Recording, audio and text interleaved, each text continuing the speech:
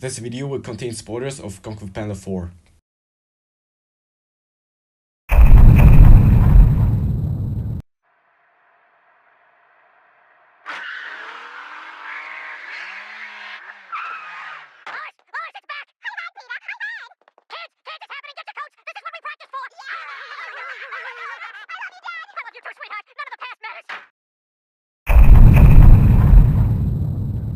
Well, that's disappointing.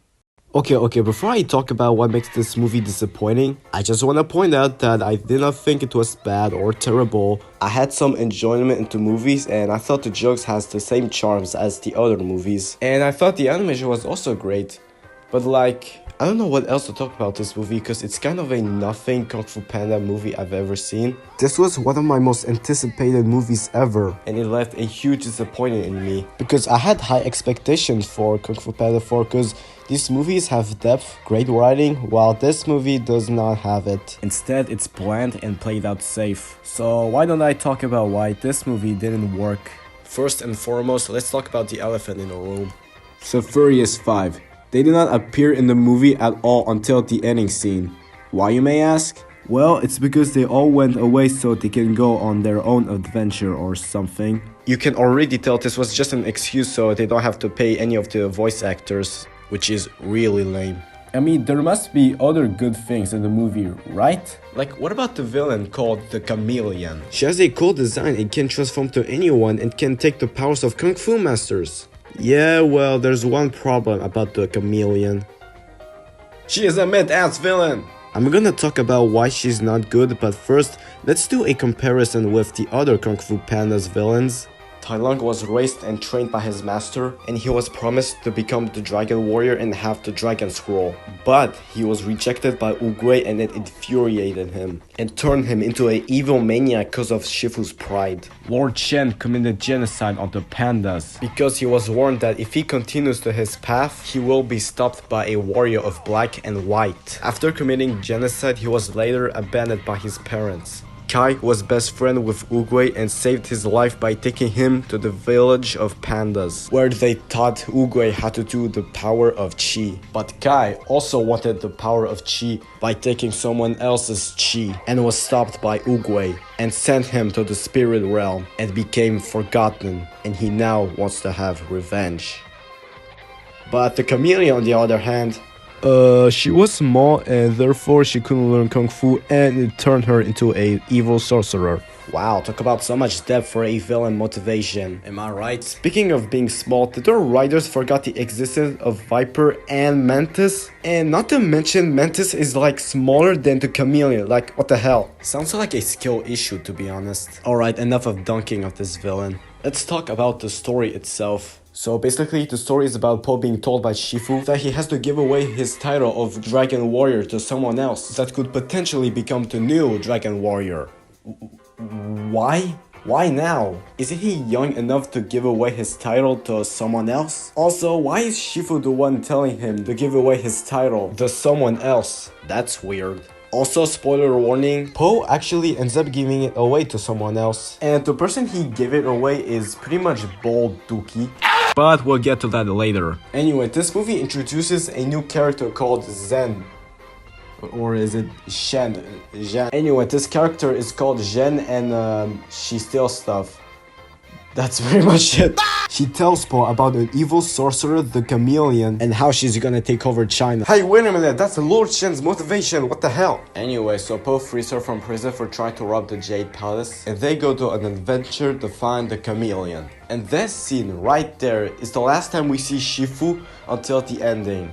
You know, Shifu became irrelevant after the first movie. He now only exists as a plot device for Po. And Kung Fu Panda 4 is the worst one of them, because at least he fought in the climax in the second movie, and fought Kai in the third. Meanwhile, in the fourth installment, he's just an NPC. They really did him dirty, not gonna lie. Alright, back to the story. So they went to the restaurant and they have a fight and it's pretty decent. And somehow Po knows how to use the staff that has power in it. Oh yeah, I forgot to tell you something important about the staff. Apparently, the Chameleon needs it so she can open the portal of all the dead Kung Fu masters.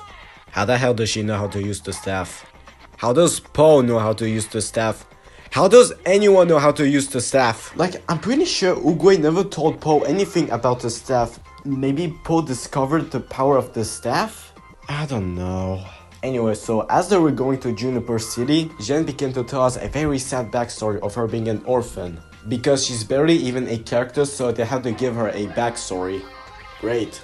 So they finally arrived to Juniper City, and just a side note, no one in Juniper City know who Po is. Not one. You would think after defeating Tai Long and Kai and saving China from Lord Shen, he'd be an iconic hero all around China, not just the Valley of Peace. Anyway, they go to the Chameleon's dungeon and Po gets trapped, and Jen tells Po to give her the staff, and oh no, it was a trap all along. She was working with the Chameleon. Okay, if I were completely honest, I didn't see that coming.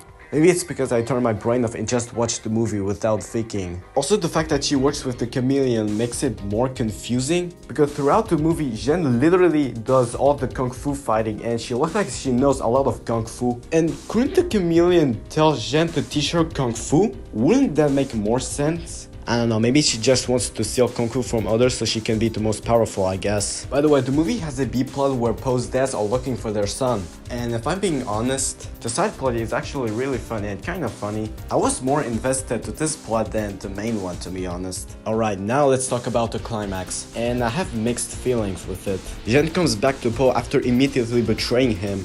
This is fake as hell. Because if she truly cared for Po, she wouldn't betray him in the first place. Also, they redid a scene where tigers hugged Po but with Jen, and it's less rewarding. She immediately reconciled with Po after seeing the Chameleon bringing back all the dead Kung Fu masters. This was right after the betrayal.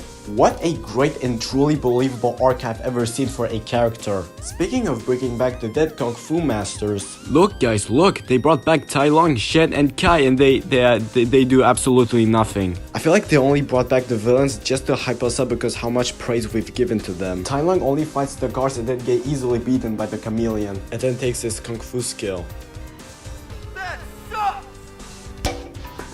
Same thing happened with Shen and Kai except the fighting part, and it's much worse because they only appear for less than 2 minutes and have no lines at all. That's literally even fucking worse! Also, what the hell are they doing in the spirit realm? Lord Shen hates Kung Fu, so he shouldn't be allowed to be there. And Kai literally was removed out of existence. Do the writers even care? No, of course they don't. What a dumb and obvious question. Anyway, there's a final battle between Po, Jen, and the Chameleon, which is pretty cool to be honest. After defeating her, they free all the Kung Fu masters and they all bow to Po and Jen. Even the villains bow to them. I'm sorry, but that crap is even more faker than Jen's repentance. These guys hate this panda's guts. Especially Lord Shen. Anyway, when they all ascend to the spirit realm, Tai Long takes the Chameleon with him to the spirit realm and then she screams when going there. This was ironically the funniest thing I've ever seen. No, I don't want to go! Oh, God! Now that they defeated the Chameleon, Po decides that the next dragon warrior should be Jen. Jen. The thief is worthy enough to become the next dragon warrior. Not anyone else. Are you goddamn kidding me? I don't blame Shifu when he's mad that Po picked Jin as the new Dragon Warrior. That is more believable than this crap. So much stuff is unbelievable and fake in this movie. I'm done with this, I'm out. I'm so disappointed right now. Again, like I said at the beginning, I don't think it's bad or terrible. I had some enjoyment in some scenes. And the animation were stunning and so were the soundtracks. But overall, it's bland and kind of a waste of time. It's a franchise that I have the most passionate about than any other DreamWorks franchises. Ever since Puss in Boots The Last Wish came out, I and everyone believed this was a sign that DreamWorks will be consistent with their great films. But we got our hopes too high. DreamWorks has always been inconsistent with their films, and we shouldn't have given high hopes on DreamWorks movies, especially Kung Fu Panda 4. But hey, at least we got Jack Black singing Baby one more time. In conclusion, it's still a better sequel than Shrek the Third, and the other way insulting sequel that I refuse to mention its name. Anyway, I hope you guys like my first review. I didn't know which one to do a review on, so I picked this one. Alright, that's it for now. Bye.